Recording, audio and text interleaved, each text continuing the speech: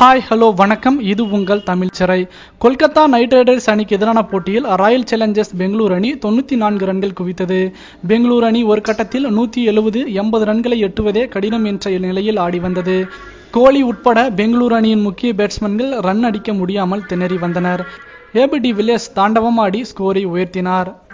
RCB அணிக்கு துவக்க வீரர்களாக ஹாரூன் ஃபின்ச்சும் தேவ்தத் படிக்கலும் களமிறங்கினர். இந்த நிலையில் 200 ரன்கள் எடுக்க வேண்டிய மைதானத்தில் ஃபின்ச் நிதான ஆட்டம் ஆடி வந்தார்.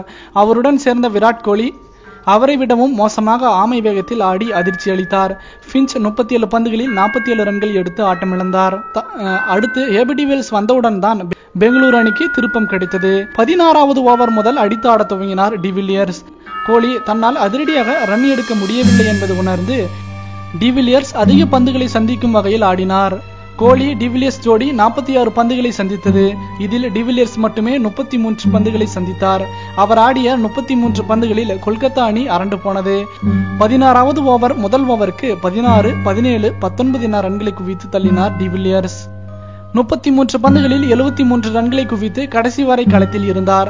அவர் 5-4, 6-6 அடித்து இருந்தார். விராட் கோலி 28 பந்துகளில் 33 ரன்கள் மட்டுமே எடுத்திருந்தார்.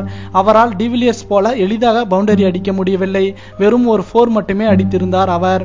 பெங்களூரு அணி 20 ஓவர்களில் 2 விக்கெட்டை இழந்து 194 ரன்கள் குவித்திருந்தது. ஒரு கட்டத்தில் பெங்களூரு அணி 170 ரன்களை எட்டுவது பெரிய விஷயமாக இருந்தது. டிவில்லியர்ஸ் இருந்ததால் பெங்களூரு அணி பெரிய ஸ்கோரை எடுத்தது. டிவில்லியர்ஸின் இந்த அதிரடி ஆட்டத்தை பற்றி நீங்கள் என்ன நினைக்கிறீர்கள்? உங்களின் கருத்துக்களை மறவாமல் கமெண்ட் பாக்ஸில் பதிவிடுங்கள். மேலும் இது போன்ற சுவாரஸ்யமான செய்திகளை உடனுக்குடன் தெரிந்து கொள்ள தமிழ் சிறை சேனலை சப்ஸ்கிரைப் பண்ணுங்க. மறக்காம பெல் ஐக்கானை கிளிக் பண்ணுங்க.